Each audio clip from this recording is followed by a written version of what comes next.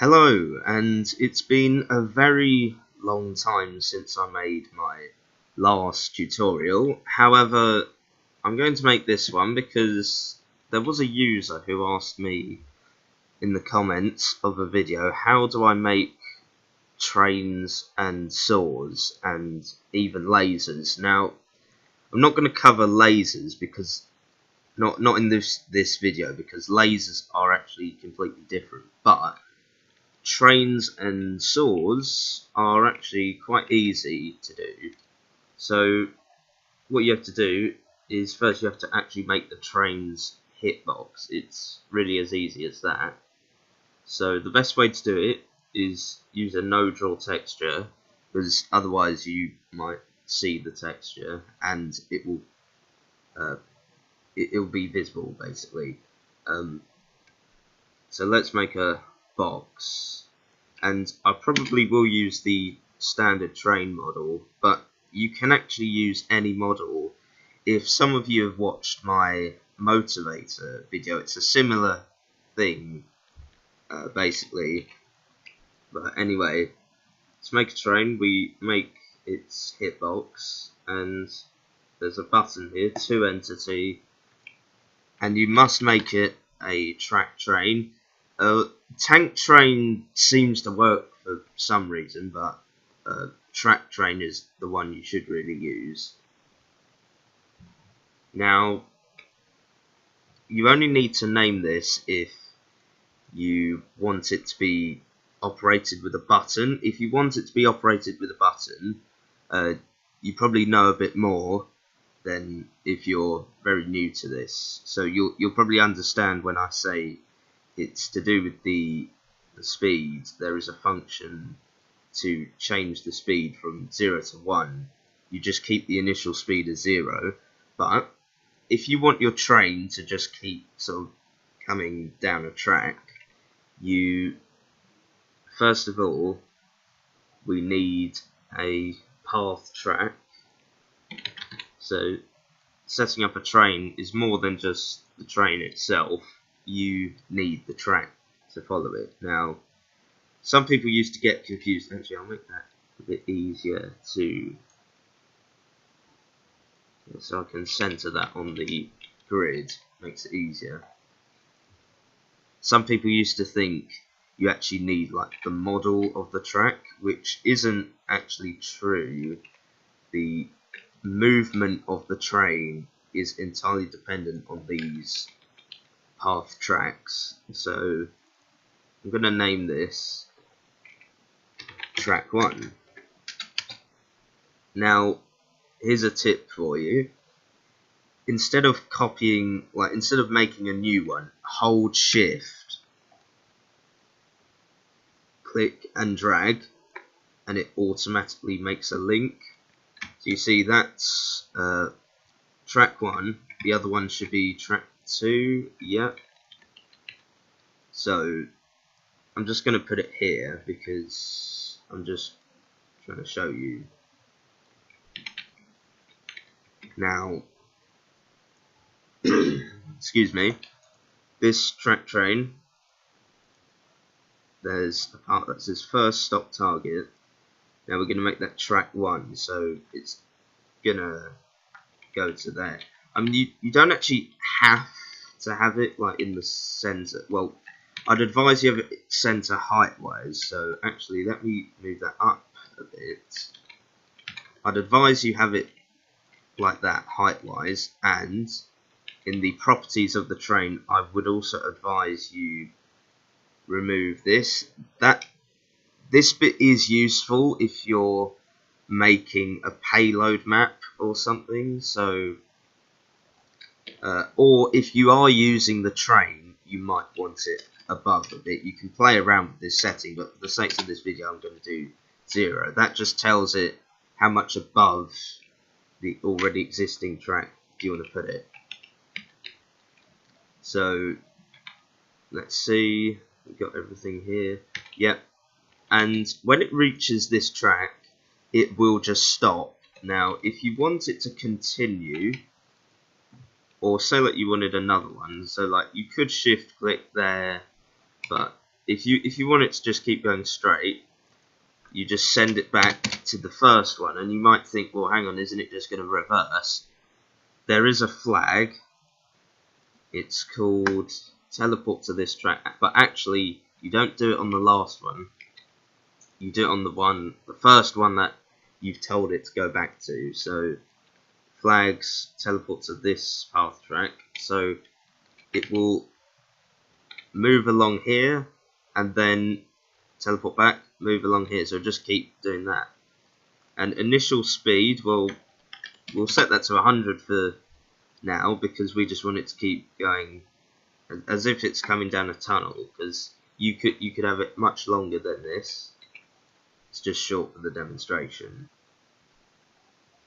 So that's all there. Fixed orientation, no, we don't want that. Unblockable by player, that's useful if your train must get through, but most of the time what you do is, you see here, damage on crush. So if a player stands in front of it, it will kill them if you set the damage high enough. So we set that to 1000. And as you can see, all we've got at the moment is an invisible box. So we're going to do a model. Prop. What am I doing? Prop dynamic. We're going to do that. World model. Now, like I said, you could, well, I think I said you can have any model. I mean, you could have a Christmas tree and it would still work. But if you want a train, there are standard train models. There's that steam train, but most people use the diesel trains. I forgot what they're actually called in the model name.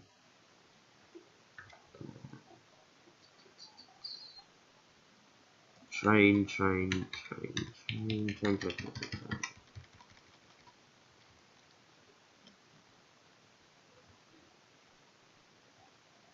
Somewhere here.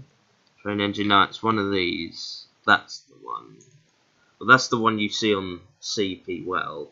I mean, you could use any train model, but oh yeah, if you, depending on where you put the model, it will be quite relative to the. Well, I'll show you what we're gonna do. So we're gonna. Gee, I'm gonna leave it facing that way, and I'll tell you why. When you make a train, it must be facing that way. So you see the X and Y, it must be facing along positive X. So that's because when you sort of spawn in the game, the train will turn to face the way it sort of always spawns that way, and then turns around really quickly and goes that way. I don't know why it does that, but that's just how it works. Actually, we will need to parent it. We will need to give it a name, because we got to parent this model. So I'll probably just name it train. Then parent this to the train. But remember, it's not the model that's doing the damage and stuff. And you can see this hitbox. I might just extend it. Let's make it like that. That should do, because that fits it nicely. Remember, it's not the model of the train that's sort of causing the damage, it's the actual hitbox. But the model's just there, so you know, it looks like the train's doing it. I mean, you could just have an invisible box and it would still work. So I'm going to test this, and it should work. Now, as you can see, the train is working, and like I said, when it gets to here, it teleports back, and you might just see it sort of changes really quickly. That's because when it spawns, it sort of spawns the X positive direction, and then quickly changes around to the way it's supposed to be facing. This by itself won't actually crush me, because there's nothing to crush against. Unless you put like a trigger hurt in front of it, in which it will. That's easy to do. I'll show you how to do it. It will crush you though if there's like a wall or there's like a clipped area, or if it can't get through, then it will kill me. As you might see, it gives me the train icon. That's automatic when it's a train. There is a way to do it, I think, like with trigger hurt, but anyway, I'm going to show you how to put a trigger hurt on, just in case you don't know, and I'll show you how to do the buzzsaw, which is basically the same. It's just the type of damage it deals. Okay, so to do a trigger hurt, you just put it on the front of the train, and I've turned the grid down a bit because you don't want it to be too big, or it might kill people who aren't actually sort of touching it. They might have just jumped past it. So you want it to be sort of just right at the front. Now you're going to want to do 2 entity again. This time trigger hurt. You're going to want to do the parent, train, and damage type. You're going to want to do freeze. And you might be thinking, well, what's that got to do with a train? Well, in Team Fortress 2, some of these can actually sort of tell it to use a certain icon. Like if I just use generic, that will just use a skull icon, and some of these will give it a message like when you fall off a cliff, fell to a clumsy painful death, stuff like that. So I'm going to do freeze, because freeze actually gives it the train icon. So for damage, I'm just going to do the same 1000. Don't worry about these. These only count if you use the doubling with forgiveness, but you don't need to do that. Just leave it on normal, leave the flags like that, and that will work. So it doesn't even have to actually crush you. Oh, and if you want to increase the speed, just increase the speed here, like say like 500. That's probably very fast, but anyway, you can play around with it, find something in between. And before I test this, I'm actually going to show you how to make the buzzsaw, which is basically the same. It's just the type of damage it does. As I told you, different icons do different things. I think I'll just copy that. I'll hold. Well, actually, I won't hold shift because I don't want to copy the tracks exactly. Let's put that down here. Now, obviously the saw is different, so it's a different size. I'm gonna put that down here. I can't actually remember how big it actually is, so I'm gonna get the model of it. Yeah, I'll get the model of it. So we still want a prop dynamic, because everything else is the same. We'll name this saw, because obviously we need it to be different from the first one. I might lower the just a bit. And you don't want any damage on crush, because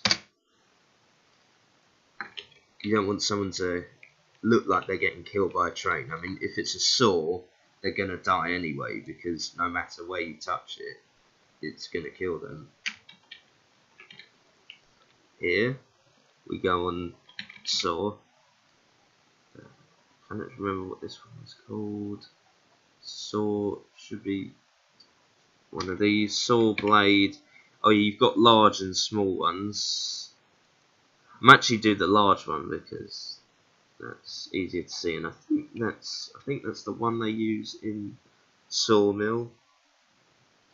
So I mean, obviously what they do in sawmill is they do this. They get trains and these. Well, actually, I'll do it slightly smaller just so it's easier for me. Oh yeah, and I'll do that as well.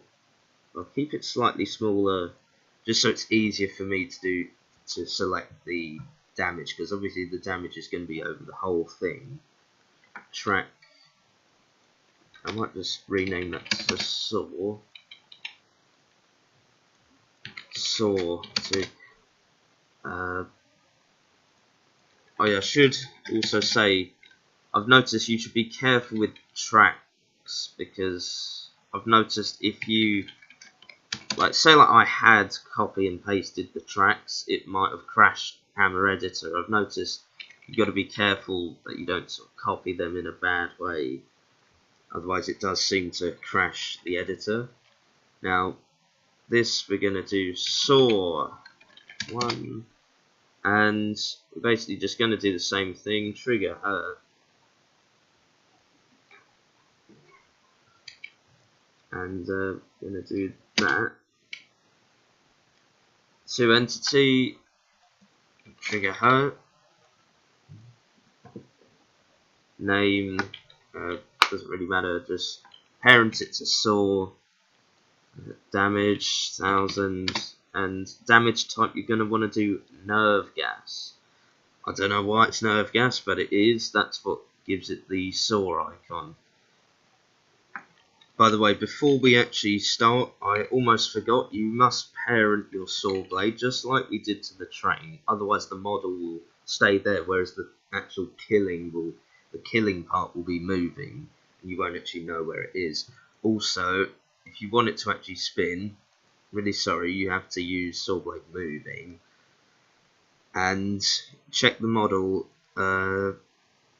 Actually there should be default animation, but yeah, just do idle. If it's got more than one model, you can usually view it here and you just type that in here, default animation idle. So now let's compile it and it should all work.